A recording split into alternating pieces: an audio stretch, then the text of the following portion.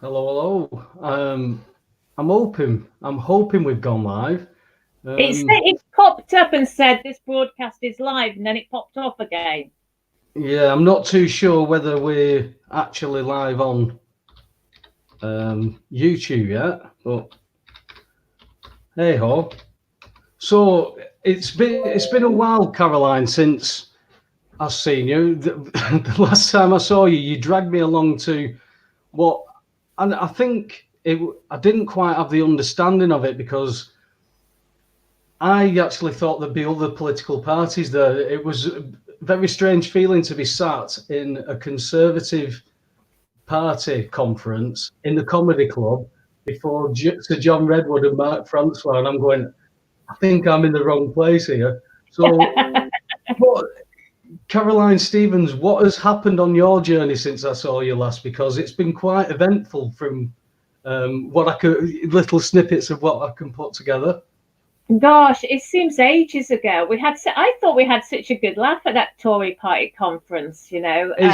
Well, it's the first one I've ever been to, and I've not been to pantomime for ages. But oh no, he isn't. Oh yes, he is. It was all there. It was amazing.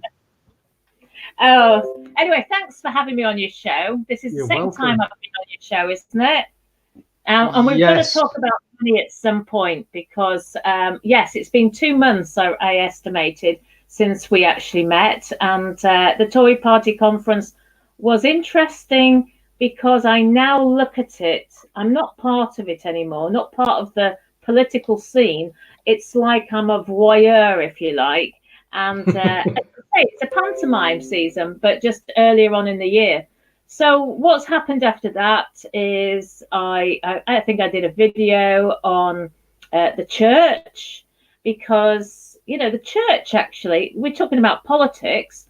The church actually does feature in the Houses of Parliament. So there's all these people say, oh, the church should be separate to politics, but at the moment the church, albeit a Remain church, an indoctrinated church, is firmly embedded into the Parliament. You have people like the Archbishop of Canterbury, who sits on the Privy Council. He sits in the House of Lords. Of course, they do the prayers every day, but the fact of the matter is, if the church, as has been rumoured, has gone into bed, if you like, with the Vatican, then how does that impact on the UK? Are we, if the Pope is above our Archbishop, then surely that goes against our Constitution. And I'm very into the Constitution because without the Magna Carta, without the faith and the hope that somehow our Magna Carta, our Bill of Rights of 1689, and the Bible, this is all we've really got to hang our hats on and be able to remove our government and perhaps bring in direct democracy.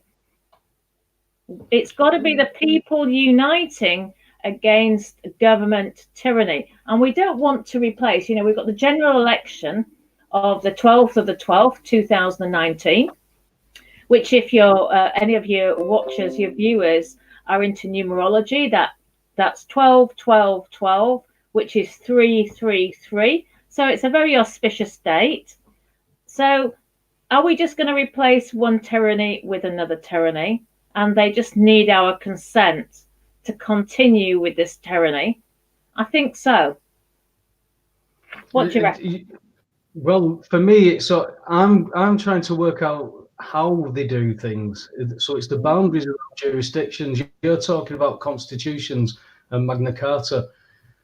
When I'm looking at Magna Carta, I'm trying to distinguish between who the robber barons who got the deal done compared to the people who the robber barons are saying that they represent. Now, when you're talking about the monarchy and things like that, we're talking about a corporate jurisdiction. So all they talk about is commercial jurisdiction. And you're standing over here going, no, I'm over here. And they're going, no, we're over here. they cannot look at you and see you in that jurisdiction. If they do, it's like sunlight onto a vampire. They just dissipate. This is why going into a county court and magistrates that are dealing with civil matters, saying I'm a free man of the land and all that caper, that's why it set those kind of arguments back. They've retarded those arguments so much. They did the job for them, because it's like walking into the Rugby Federation and arguing about football.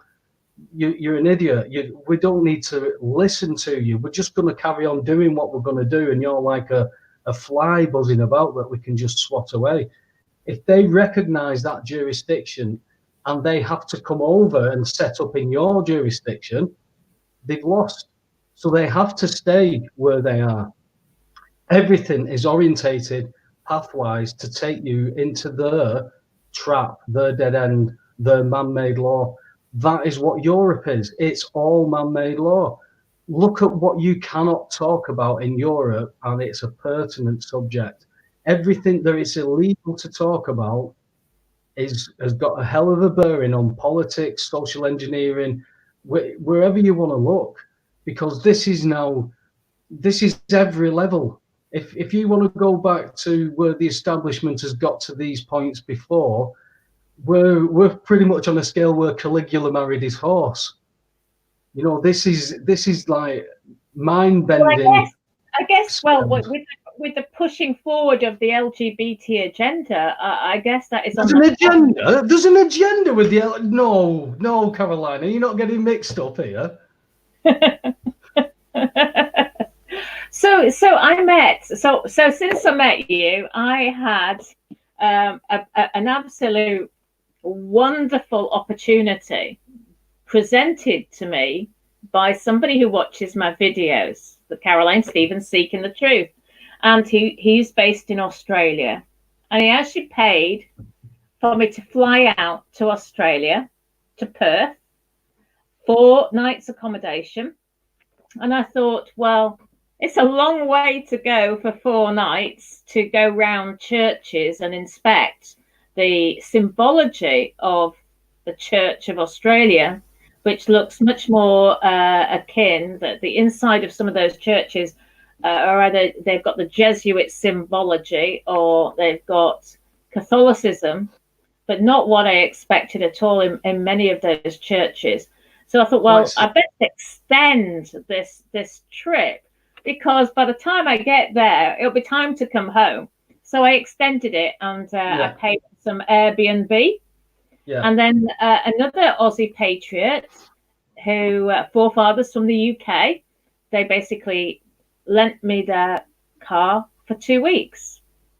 So it's sort of coxed and boxed it, or whatever you like to call it. And so, yeah, it was I safe in Perth? Were Perth people safe with me arriving? I don't know. You'll have to ask them. But it was a case of a fantastic networking opportunity. And I met people who are setting up foundations to help the farmers. They'd spent I don't know, have you come across the foundation system in Australia? No, not off the top of my head, no. Well, I haven't looked at, maybe something for you to look into, because the people setting up foundations, essentially because they were very concerned about the food supply, because the government now in Australia is apparently so corrupt that the farmers, in 30 years, the number of farmers has reduced from 400,000 to 40,000. So there's a lot of people now concerned about the food supply. What will happen to the food supply as well when the money supply goes under? So it was good to meet people, connect with people, and then do interviews with constitutional experts on financial matters. And hopefully this has sort of kick-started pulling people together in Australia, which is something we've struggled to do in the UK. But I think things seem to be a bit more straightforward in Australia, because their government can't say oh, it's all the EU's fault. And that's my only interpretation of this. A lot of them are pommies, and they can see exactly what's going on, and they haven't got their heads in the sand like a lot of Brits have. You see, Brexit is a distraction. Yes, definitely. See, they've got it the opposite, Caroline, because they've only got themselves to blame, but they've only got themselves to blame for all the man-made law, which Australia was the testbed for. It's all commercial law. This is why you've got the likes of the Justinian deception, Romilly Stewart's work, deciphering the language and the terminology. What we take for granted is plain English is not acceptable in legal documents. It means something or doesn't mean something. And the way we've been corporatized and the way we use language and are taught to use that language stitches us all into this man-made system. It's like a web that you can't get out of, whereas the common law takes you completely out of that web. Now, because it's getting so bad over there because, you know, the Australian establishment, they actually do believe they are gods at this moment in time. Some of the rubbish that you hear them talking about, you know, when you're talking about sustainability, they're basically, you know, whereas some people talk about sustainability, they just openly say, yeah, they need to die. Those people need to die. That's how blatant they're getting with these man-made systems. The pockets that are coming up from these, it's because it's now affecting people that have the power to change things, but until it affects them, they won't do anything. I've explained stuff to people many a time, Caroline, and they still go to carry on. I think for them, I think for us, our people think that food is going to be flown in from other countries. We're never going to have any embargoes on the UK. For them, they're so much further away from it all, and they are really reliant on their farmers producing the lamb. And they've seen that with the water regulations and all the regulations that are now applicable to the farmers, which the Australian government has directly implemented, they can join the dots. It's easier for them to join the dots, whereas the people over here just they blame it on the EU. So it's easy. It's easy, that, isn't it? It's easy to blame other things. I mean, I can't give the majority of people I've struggled to give credit to when I'm reading articles where people are fighting with each other with trolleys in Aldi because of Kevin the Carrot. Kevin the Carrot? Kevin the Carrot. Do you not know about the Kevin the Carrot gate? I tend to go to Lidl's as well as some of the other supermarkets. Aldi's is at the other side of town. Well, apparently Kevin the Carrot is a superstar or an advertisement that is on the television, and everybody needs a Kevin the Carrot. So, you know, tempers got a bit raised and they started fighting with each other over the remnants of Kevin the Carrot. And then Kevin the Carrot started to go on sale on eBay for £1,000. How am I meant to tell people that the gas is free? I can't get the carrot. You know, your gas is free. Are you mad? I need to buy Kevin the Carrot. I did a video on Saturday, and having been to Australia, they were trying to put through a cash ban. So this is where this will interest you. And the government is restricting the amount of cash that could be used to 10,000 Australian dollars. That 10,000 Australian dollars is about £5,000. So if you imagine, if you wanted to buy a second-hand car, if you wanted to buy a caravan, you could easily exceed that limit.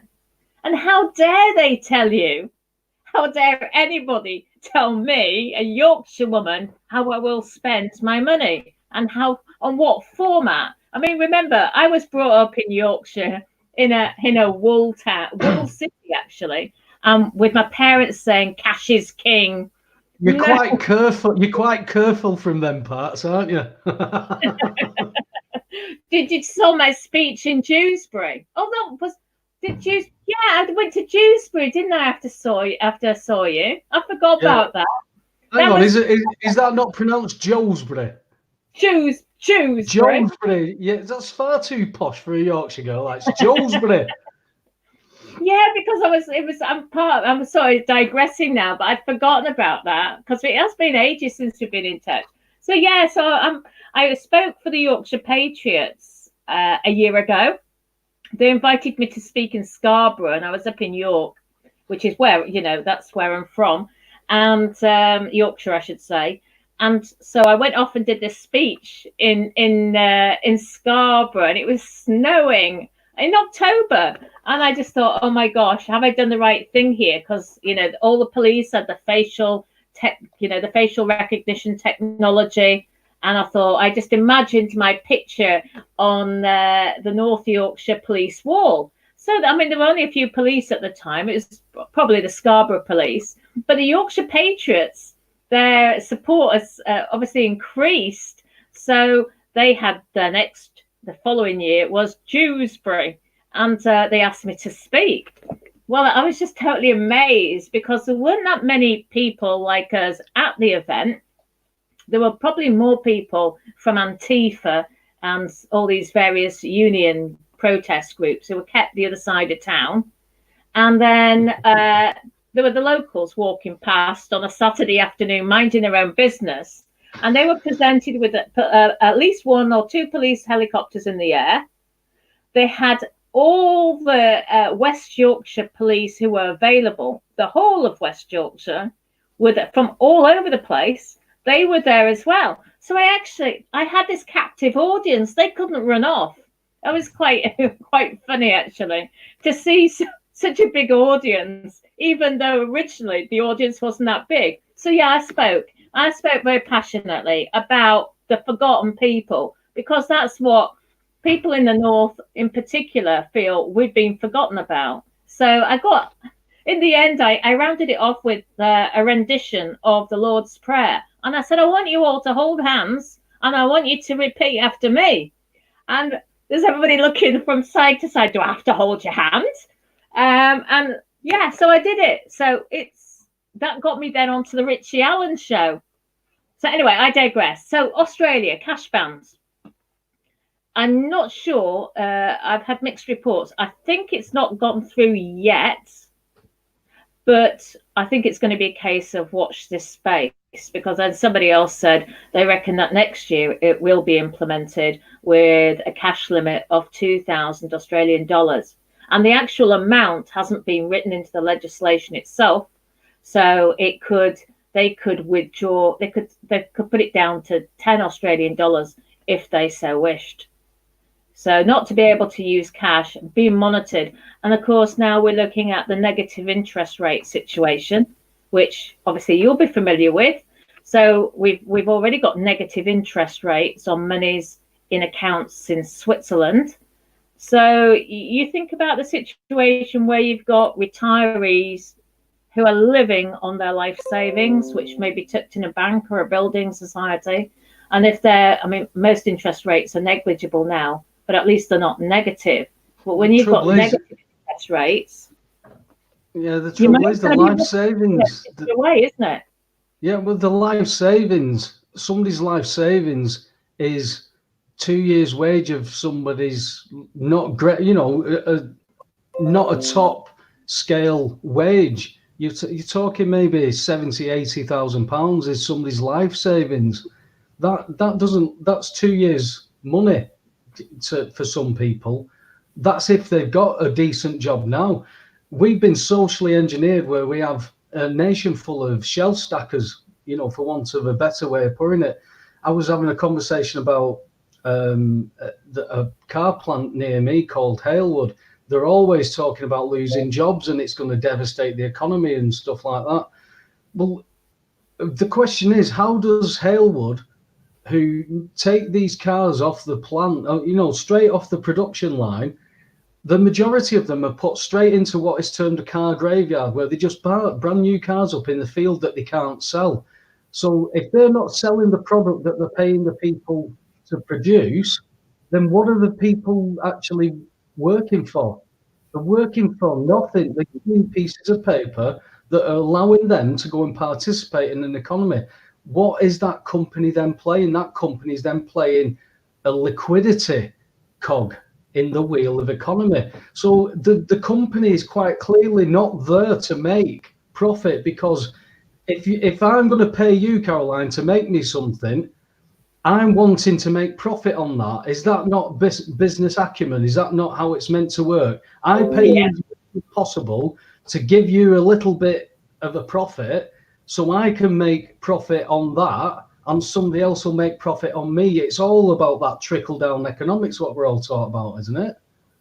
Well, yeah, I mean, they talk about on the news about the EU, leaving the EU, and how this will devastate the City of London and all these jobs will be lost. The truth of the matter is the City of London isn't even part of the UK, is it? No. And there's no trickle down. There's very limited trickle down. You've got all this money laundering coming in and out of the City of London. I mean, when I flew back from Australia, I was watching the Panama Papers. I'd never seen the film. I knew that a lot of our politicians are named in the Panama Papers. Was it Fonseca? And the City of London was mentioned because a lot of the money gets laundered.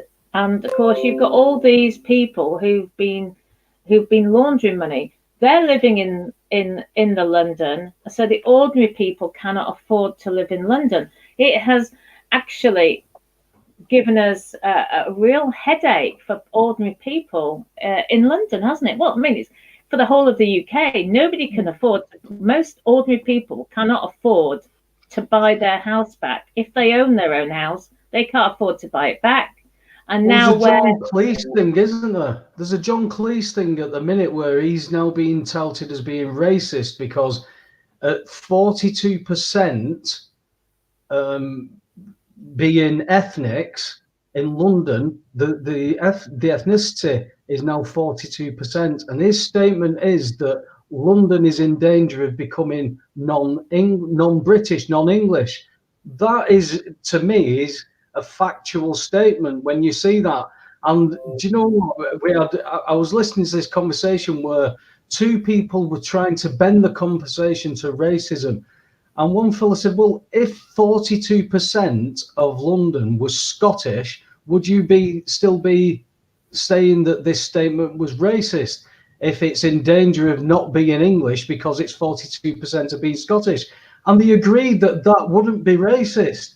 But 42% of any other ethnicity that you wish to point out is racist. This is danger. You know, it flags up danger for the free speech stuff. These little things that I must refer to somebody in a certain way.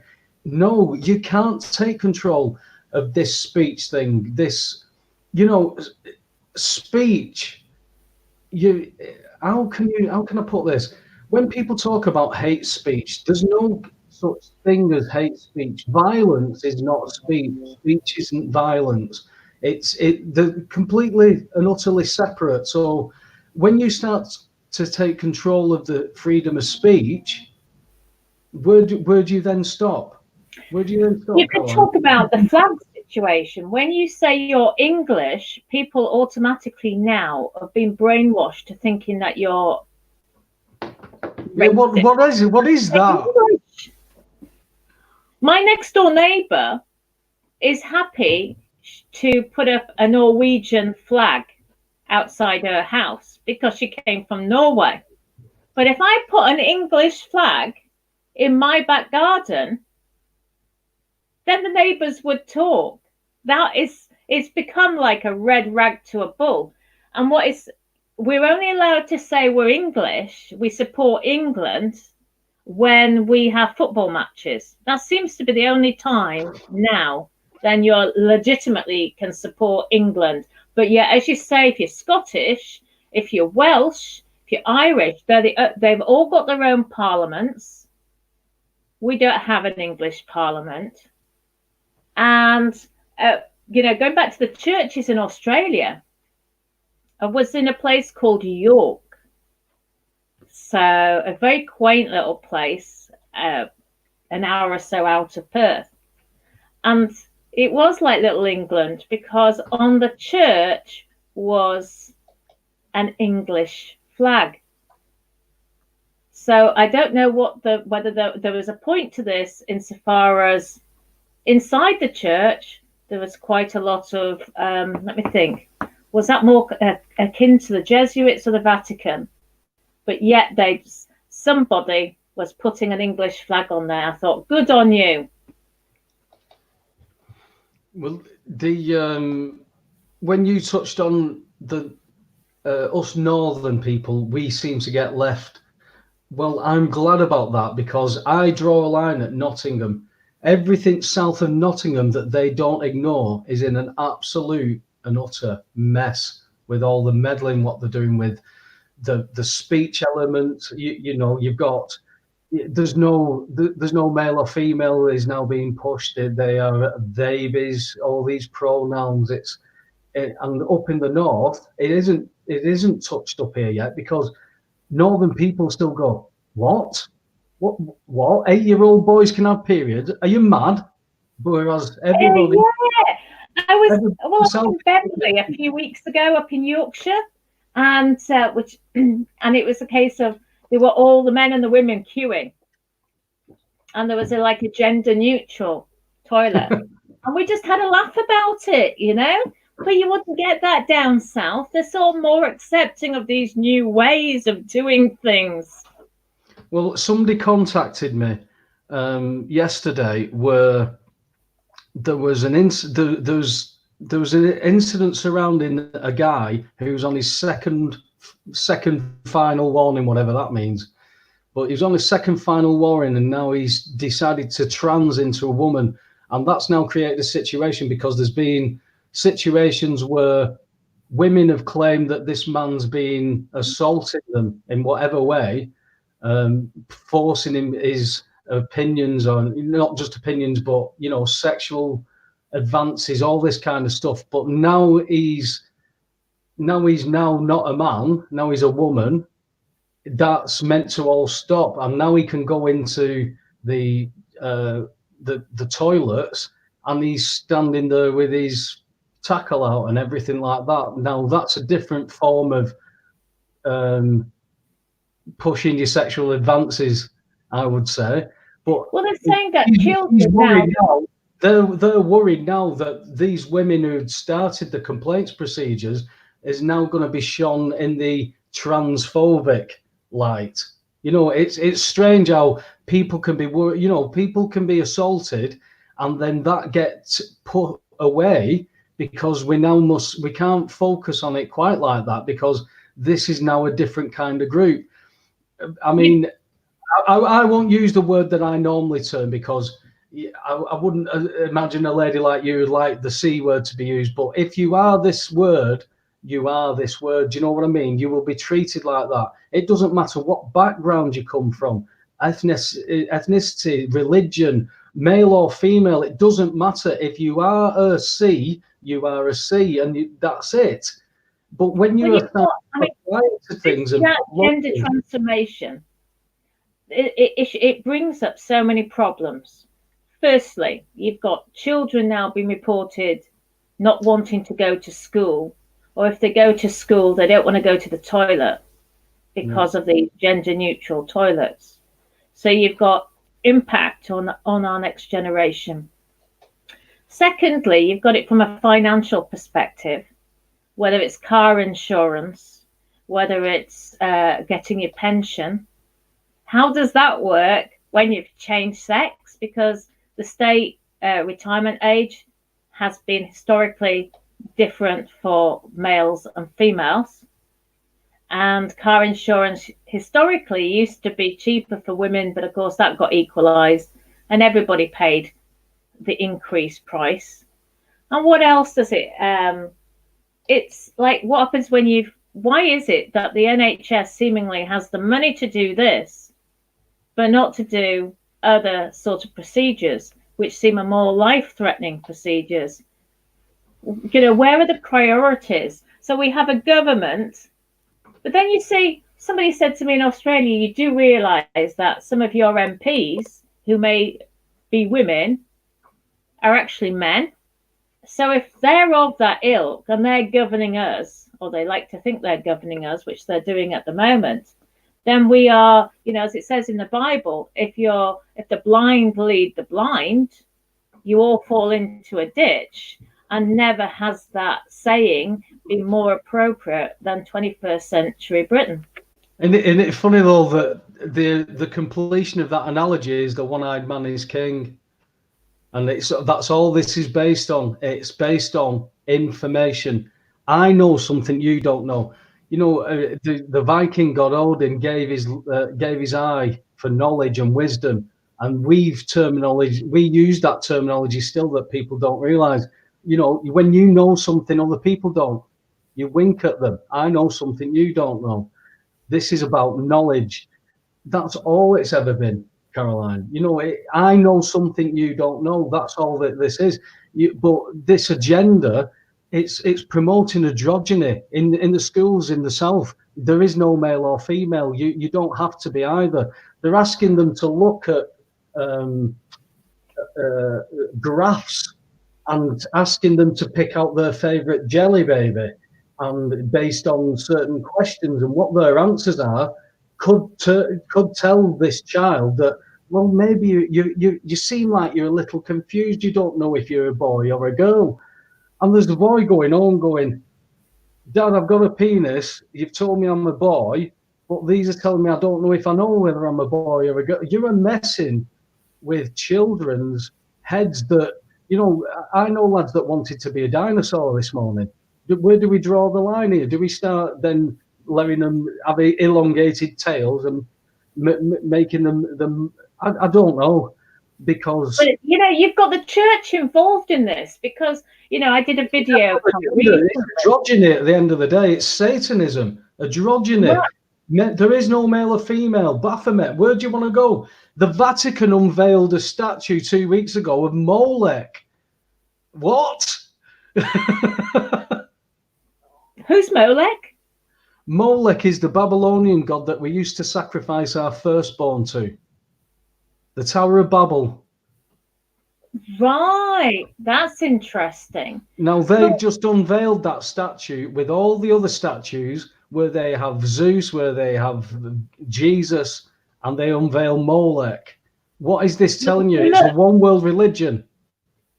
Well, if you look above, as if you were a drone above the Vatican, if you look at the symbology of the semicircles and the bit in the middle, you know what I mean?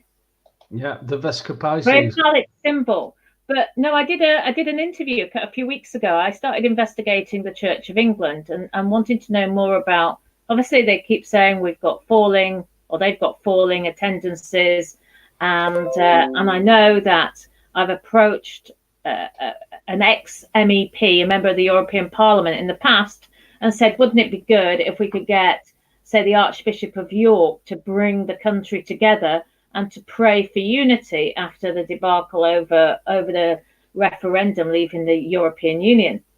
And I won't use that word, the B word, with ending T, because it means nothing. And people keep using that word all the time, as I used to do. But if you ask for nothing, you get nothing. So I said, can we not get the archbishops to pull this all together? Oh, no, you won't be able to do that, he said, because every position in the hierarchy in the church is a political appointment. So the political appointments are on the agenda, which I guess is the common purpose agenda, and we're looking at, you know, immigration and not leaving the European Union at all. It's New World Order stuff, which is a shame. So I was investigating about the Archbishop of Canterbury. Where did he come from? So he came from the oil industry, which is a notoriously hard industry to be in, and he spent some time in Africa, and then he moved into the City of London, another dodgy role, and then suddenly he had this vision of joining the church, And in a relatively short space of time, it wasn't literally overnight, but these things are planned. Let's not be under any illusion. They just don't come about overnight, but it planned years in advance. So then the guy gets, catapulted forward by, I believe, David Cameron, an Ashkenazi, and he's put as the head, crowned as the Archbishop of Canterbury. And of course, in that role, he sits in the House of Parliament, in the House of Lords, and he presides over, or maybe not presides over, maybe that's the wrong expression, but he takes part, an active role in ensuring that the same-sex marriage gets put through Parliament and gets passed, and almost like given a blessing by the country's church. So you can see where this is going, can't you? They just put the pawns into place. Are these human beings? I don't know. Why does a human being who believes in Protestant values, and I question this because who knows whether he's a Protestant or not, why is someone like him presiding over a church and believing that he knows better than what God knows? Money. That's my answer.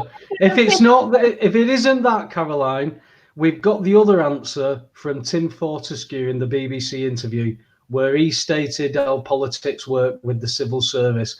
We'd have ministers or MPs come to us involved in some sort of scandal, be it debt or young boys, and we would make it go away. And we would stack brownie points up to where they got into positions where they could help us. We would then say, hey, do you remember when we, got you off abusing that young boy and we made it go away?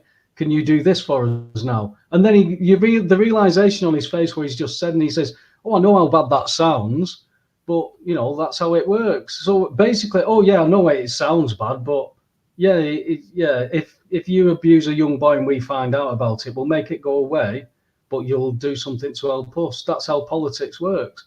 If it's not that, it is about the money. And I've just told you about money. It doesn't exist. You're paying people to build cars that can't be sold. That doesn't make sense to me unless you're hiding what an economy actually works by. And when you define it, if you took a utopian society where everybody, the locksmith did locks, the carpenter did wood, the metalsmith made metal, the blacksmith did things with metal, brickies made houses. If everybody stuck to their skills and did it for nothing, then you would have a utopian society where everybody lived and worked for nothing. Well, you do. You still have that society where everybody lives and works for nothing. The worker goes to the shop, promises to pay for the Mars bar. That promise goes with their promises. They go to the warehouse and promise for the boxes of Mars bars. The warehouse take all those promises, go to the factory and promises to pay for all their boxes. And then all those promises are gathered up and given to the workers who's made all those Mars bars. And the worker goes to the shop and promises to pay for the Mars bar. That is the economy. Now that is working for nothing. You've done your bit, you're getting your bit. That's it. So people pay for nothing. We've given our sovereignty over to Parliament. You talked about the North-South. We talk about the sovereignty thing. It's not. It's the business. They run our business, and the shareholders don't care. We're not at the wheel. We don't look at the direction. We don't act as shareholders. So we can go on and on about the Constitution because we're not in that jurisdiction. And that is where we fall down on it. Everything you talk about, the Constitution, the Chartists and all that, it's fascinating to me because it's all factually correct. We can back all this up with law. But when we're crossing into a different law, they'll let us babble about it as much as they like. It's like the protest thing. It doesn't matter if we have 25 million people in London protesting one subject. A protest is legal acceptance. You're just not happy about it. Well, anybody who's tried to put a child to bed who insists the child isn't going, what happens to that child? You're going to bed. No, I'm not. Guess where you're going? There's 25 million people in London protesting one subject. A protest is legal acceptance. You just not happy about it. Well, anybody who's tried to put a child to bed who insists the child isn't going, what happens to that child? You're going to bed. No, I'm not. Guess where you're going? that child always ends up in bed, but they're legally liable to throw themselves on the floor and protest and cry about it, but the kid's still going to bed. That is what a protest is. It's legal acceptance. When you stop applying basic English language to their legal nonsense, you'll get an understanding of what they can do. Oh, listen to him. Ha, ha, ha, ha. Let him talk on about all that rubbish. As soon as you drag... Okay, so did you watch the videos I did with Justin about syntax? I haven't, no. So, yeah, so it is about the language. But what I was going to say about going back to the political divisions and what the Parliament, what our Tory party has promised was, Boris Johnson's been saying for weeks about reviewing the HS2. And I'm just thinking, yes, so we're looking at language here. So this is very fitting, actually, because, yeah, so he's reviewed it. He looks at the papers. Yeah, keep steaming away. Nothing's going to change. And, you know, even the day I flew out of Heathrow Airport, I had the Independent newspaper, and it said, oh, the Tory party had said it was going to ban fracking. 3 days into the campaign, they've changed their mind. Then it said Boris Johnson had said he wasn't going to have a drink during the general election. He would have one at the end. 20 minutes later, he has a pint. So this is language. Well, what people don't understand as well is that politicians can actually lie legally. So they're doing nothing wrong. They don't. You can point all these anomalies out, but in their mentality, they're doing nothing wrong. Well, I can do that. I can lie about that. Parliamentary privilege. I can say that. I can say all this rubbish. Why do you think I make all these promises and you vote me in and then I just throw all those promises away? They don't work for us. It's a facade. These people work for the shareholders. The trouble is, most of the shareholders are absent. We're all guilty of this. We're all taught. You know, some of us are pointing at Labour and Jeremy Corbyn. It's all your fault when you lot got in. Others are pointing at the Conservatives for their time with Thatcher and all this. So we're all pointing, but we never look at what we've done wrong. You know, the factor is, Caroline, yeah, I had to understand that my parents, hardworking, were like dogs. My dad did nights, permanent nights, in the days where you had 6 nights on, 1 night off, back to 6 nights on. My mum did 13 hours a day in her own shop. They taught me to work hard and pay my bills. As a creditor, I have an obligation to the national debt. If I promise to do something with that national debt, I do nothing with it. So I promise to pay with cash, debit or check. Nothing happens. Interest gets added to the national debt. National debt goes up. Government step in with austerity and take shit off me. I'm taught to allow them to do that. So when I got my gas bill and I endorsed it under the bills of exchange and gave it them back, acting as creditor, they should now zero my gas bill, lowering national debt, no austerity. That's how I'm meant to act. But my parents didn't know that. They taught me the survival mechanisms to act within this monopoly system. And it is a monopoly system because you stop on somebody's train station, you owe me £200. Why? Well, you stopped on my train station. Who says I owe you money then? That's all the game is. But we believe it to be real. And when I tell somebody who believes the game is real, look at all this bullshit, it's not, you've been lied to, those people will attack me to defend the game rather than look at it and think, wow, I've been a sap. It's very bizarre. When I said to you off air that I have to be stupid. I'm the one who has to be stupid because they don't understand what I'm talking about. That's a very ridiculous stance to take, that. Well, I tell you what was interesting. Whilst I was over in Australia, I met somebody who'd handed in all their licenses. Deregistered, yeah.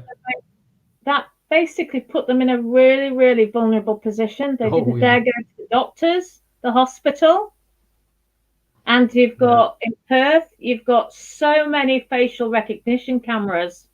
And of course, it's something to do with the copyright. You know, they're trying to, haven't we got our, this is our own life, this is our own face. So why are they trying to take our pictures of our faces and claim them in a way? Because you don't. It's their jurisdiction. If you protested that, they'll speak to Mrs. Caroline Stevens. Well, that's not you. They've dragged you straight into their jurisdiction. If you're talking corporates, you're talking about agreements. All agreements are presumed, Caroline. So they presumed all the rights to your facial recognition because that's Stevens and Caroline, national insurance number, blah, blah, blah. That's all theirs. That's all theirs in their jurisdiction. So when you stand in their jurisdiction saying, I'm a woman, this is my face, you can't have my face, why is she coming into our shop telling us what we already know? Tell her to go away. We don't need to talk to her. It's really, it's a jurisdiction that you have to fire up and get recognised. And these people are fighting to the death to make sure common law does not come back. I know people who are working with a lot in the common law stuff, and they've got convictions, Caroline. They've got hundreds of convictions, but there's no way to enforce them because the only people that are deemed able to enforce anything are the police, and the police don't work for us. They are policy officers. They enforce policy. If they are able to trick you, and most of the time they don't need to trick us into their jurisdiction. We openly admit our jurisdictional liabilities. You know, I had a conversation with somebody during the week where he was trying to tell me that having no car insurance was a crime. And I was trying to explain you couldn't be jurisdictionally more incorrect. To have no car insurance is an offence under that system, but car insurance only applies to a driver, and a driver is not a man or a woman. So if you're going to talk jurisdictionally correct, that is what it is to be correct.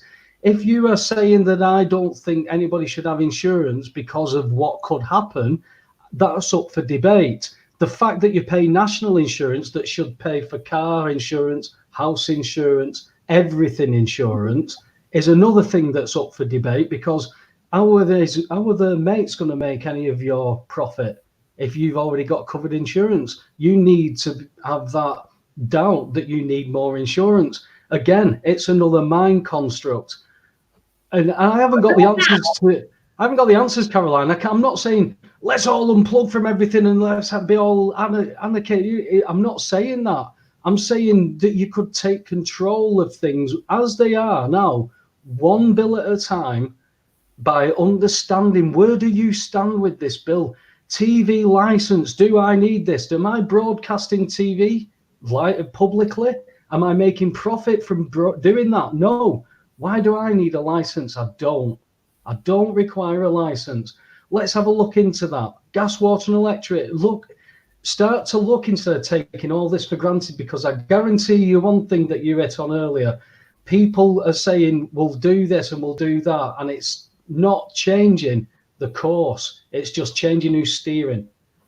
And that's what Labour and Conservative is. They all agree on where the agenda is going, but this wing will create tension on this side that we'll argue about, and this wing will create tension on this side that we'll argue about. And then in the meantime, we'll throw a couple of, oh, look at this attack in London, look at this attack in The Hague, look at this attack in Manchester and this one in Ireland.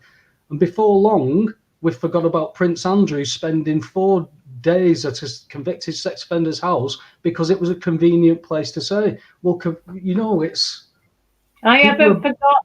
How about if you invite me back on again, why don't we do a show about the bill situation? I know you've got a lot of followers who know what's what at the moment, but with this being a new series, perhaps people that follow me as well could have a look at your work. Yeah, I'd love to. I mean, like I said, this isn't like a show type thing. It was always going to be something as and when. I can't do set times and shows. I'm not only I'm always late for things anyway, but it's because of shift patterns and things like that. I couldn't guarantee that I'd be there. So it was like, now I've fired it up today and said, do you fancy going live? Because I've not been live on this new stream since Hangout's finished. So I thought, I've got to break my virginity somehow. Might as well do it with Caroline Stevens. I'll get the tongues wagging. Well, let's when you're next available, let's do a show, and we'll look at the bills, what people can do, what they've got control over, what they think they've got control over. They can actually change. How about starting that? Yeah, it's getting an understanding. You know, fact is, banks don't lend money. They can't lend money. Let's start with that. Then what your next question is, well, where does it come from? Now we can start talking about the real creditor, you. Okay. If the banks haven't collapsed by the time we do. Well, that's the race against time. It's the same we've got in the court system now. The judges are trying to quell what they brought in years ago. Up in Warrington, there was a guy who unfortunately got kicked to death called Gary Newlove, and it set a precedent with law where, even though there was maybe 3 or 4 lads that actually instigated the attack, there was about 13 people stood around, and those people didn't get involved either to stop it or to escalate it, but they were deemed to be on joint enterprise because they were there. Now, joint enterprise is now being flipped onto the court system with the judges, banks, solicitors, police, and MPs and councils all being in the same place under joint enterprise. They are trying to back the hell away from that right now. So they're actually dug holes for themselves. It's quite inspirational after being in this 10 years where I've been on the floor, Caroline, where everything was stolen from me, and my only option was to find out how. I needed to know how they'd done it. But to see it come into fruition where I can sit back now, having done my bit, you know, people, I said to you off air that somebody wanted to know my legal qualifications. I can't show some of my scars, but because I haven't got letters after my name doesn't mean I haven't got qualifications in this stuff. It's when you've worked it and you've understood it and you've seen what these people will do to you to keep hold of this system. It's about learning. Knowledge is the power. You might not be able to think you can do anything. You may not need to do anything, but get an understanding. Wouldn't you want to know a lie? If so, everybody's laughing at you behind your back. Would you not want to know that, or would you just want to carry on in ignorance? So I'm not the latter. I have to do the previous. Well, if you've got qualifications in legal circles, you'd be giving oaths to the dark side anyway. So you best keep away from that. They wouldn't give me a license to operate because I don't no. I don't play in their games. On Facebook now, totally. Well, again, I know this is how it works, but these little conversations, you know, I said to you before, there's 4,000 people friends with me on Facebook, 200 people follow this radio channel, and I've got maybe 700 people on the Facebook Webster Report page. Where are all the others? You know, it is about what you're talking about and what words you use, and I try and mix everything up so that they don't get you on those algorithms. But it's weird if you live in that fear of nobody's listening to you. Well, you might as well just not bother, because I have it thrown at me. Well, what can you do? Well, I can only do my bit. You know, I walked into a place, asked a question, they phoned down police on me. I think that's quite significant for people to know, that you go in and ask a question and they phone down police in a country that you deem you have free everything, because you can go into Asda and decide to pick chocolate milkshake, strawberry milkshake, banana milkshake. That's freedom, is it? Well, you find out when you realize who you can't criticize, you find out whether you're free or not. And just so that me and Caroline can have a disclaimer, neither of us were being anti-Semitic when we brought Joesbury into this conversation, just in case anybody wants to say that we were being anti-Semitic at any point. Anyway, thank you so much, Webby. No worries. I I've look forward to really our next enjoyed it. chat. Really enjoyed getting back into the swing of it again, Caroline. And like I said, I look forward to having a chat with you at a later date. Brilliant. Just drop me a line and let's do another one. No worries, darling. Thanks a lot. Take care. Bye to everybody at home. Take care. Anyway, that is the first episode of the new Webster Report. If you've not got any questions about what's going on in this reality from any subject that we've touched on today, or any other subjects other than Love Island and I'm a Celebrity, Get Me Out of Here, you're not paying attention. If you're fighting with people in shopping lines over Kevin the Carrot and you're not interested in government stealing all your equity off you, there's something wrong. And you need to ask yourself a question. At Tory, to what?